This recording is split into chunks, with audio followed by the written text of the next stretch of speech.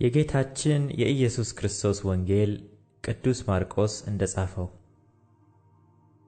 ምዕራፍ 1 የእግዚአብሔር ልጅ የኢየሱስ ክርስቶስ ወንጌል መጀመሪያ።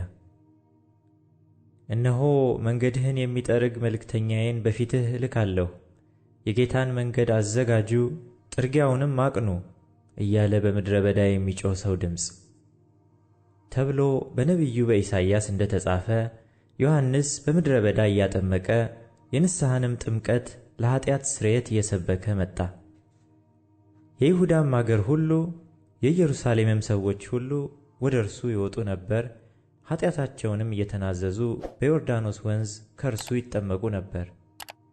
ዮሐንስም የግመል ጠጉር ለብሶ በወገቡ ጠፍር ይታጠቅ፣ አንበጣና የበረሃ ማርም ይበላ ነበር። ተጎንብሼ የጫማውን ጠፍር መፍታት የማይገባኝ ከኔ የሚበረታ በኋላዬ ይመጣል። እኔ በውሃ አጠምቃችኋለሁ፣ እርሱ ግን በመንፈስ ቅዱስ ያጠምቃችኋል እያለ ይሰብክ ነበር። በዚያ ወራትም ኢየሱስ ከገሊላ ናዝሬት መጥቶ ከዮሐንስ በዮርዳኖስ ወንዝ ተጠመቀ።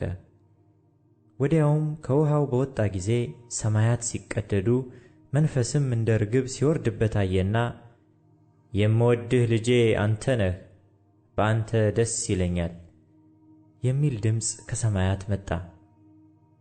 ወዲያውም መንፈስ ወደ ምድረ በዳ አወጣው። በምድረ በዳም ከሰይጣን እየተፈተነ 40 ቀን ሰነበተ።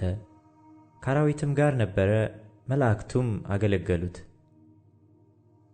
ዮሐንስም አልፎ ከተሰጠ በኋላ ኢየሱስ የእግዚአብሔርን መንግሥት ወንጌል እየሰበከና ዘመኑ ተፈጸመ፣ የእግዚአብሔርም መንግሥት ቀርባለች፣ ንስሐ ግቡ፣ በወንጌልም እመኑ እያለ ወደ ገሊላ መጣ። በገሊላ ባሕርም አጠገብ ሲያልፍ ስምዖንን ወንድሙንም እንድርያስን መረባቸውን ወደ ባሕር ሲጥሉ አየ፣ ዓሣ አጥማጆች ነበሩና።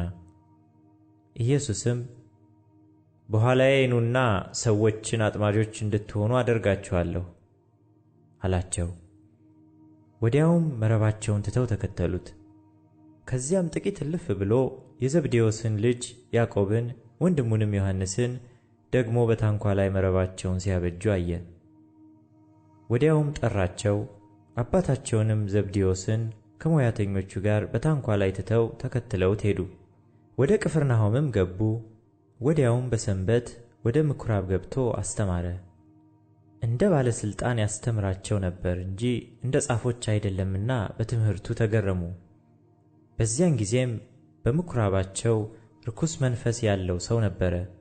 እርሱም የናዝሬቱ ኢየሱስ ሆይ ካንተ ጋር ምን አለን? ልታጠፋን መጣህን? ማን እንደሆንህ አውቄሃለሁ፣ የእግዚአብሔር ቅዱስ ብሎ ጮኸ። ኢየሱስም ዝም በል ከእርሱም ውጣ ብሎ ገሠጸው። ርኩሱም መንፈስ አንፈራገጠውና በታላቅ ድምፅ ጮኾ ከእርሱ ወጣ። ሁሉም ይህ ምንድር ነው? በሥልጣን ርኩሳን መናፍስትን ያዝዛል፣ እነርሱም ይታዘዙታልና ይህ አዲስ ትምህርት ምንድር ነው? ብለው እስኪጠያየቁ ድረስ አደነቁ። ዝናውም ወዲያው በየስፍራው ወደ ገሊላ ዙሪያ ሁሉ ወጣ። ወዲያውም ከምኵራብ ወጥቶ ከያዕቆብና ከዮሐንስ ጋር ወደ ስምዖንና ወደ እንድርያስ ቤት ገባ። የስምዖንም አማት በንዳድ ታማ ተኝታ ነበር። ስለ እርሷም ወዲያው ነገሩት። ቀርቦም እጇን ይዞ አስነሳት። ንዳዱም ወዲያው ለቀቃትና አገለገለቻቸው። ፀሐይም ገብቶ በመሸ ጊዜ የታመሙትንና አጋንንት ያደረባቸውን ሁሉ ወደ እርሱ አመጡ። ከተማይቱም ሁላ በደጅ ተሰብስባ ነበር። በልዩ ልዩ ደዌም የታመሙትን ብዙዎችን ፈወሰ፣ ብዙዎችንም አጋንንት አወጣ። አጋንንትም ክርስቶስ መሆኑን አውቀው ነበርና ሊናገሩ አልፈቀደላቸውም። ማለዳም ተነስቶ ገና ሌሊት ሳለ ወጣ፣ ወደ ምድረ በዳም ሄዶ በዚያ ጸለየ።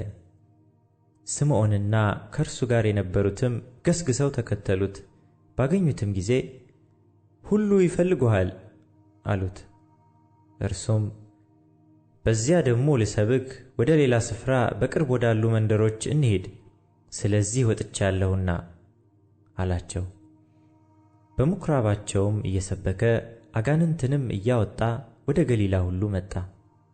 ለምጻምም ወደ እርሱ መጥቶ ተንበረከከና ብትወድስ ልታነጻኝ ትችላለህ ብሎ ለመነው። ኢየሱስም አዘነለት፣ እጁንም ዘርግቶ ዳሰሰውና እወዳለሁ፣ ንጻ አለው። በተናገረም ጊዜ ለምጹ ወዲያው ለቀቀውና ነጻ። በብርቱም ተናግሮ ወዲያው አወጣው። ለማንም አንዳች እንዳትናገር ተጠንቀቅ፣ ነገር ግን ሄደህ ራስህን ለካህን አሳይ፣ ለእነርሱም ምስክር እንዲሆን ስለ መንጻትህ ሙሴ ያዘዘውን አቅርብ አለው። እርሱ ግን ሲወጣ ብዙ ሊሰብክና ነገሩን ሊያወራ ጀመረ። ስለዚህም ኢየሱስ ተገልጦ ወደ ከተማ መግባት ወደፊት ተሳነው። ነገር ግን በውጭ በምድረ በዳ ይኖር ነበር። ከየስፍራውም ወደ እርሱ ይመጡ ነበር።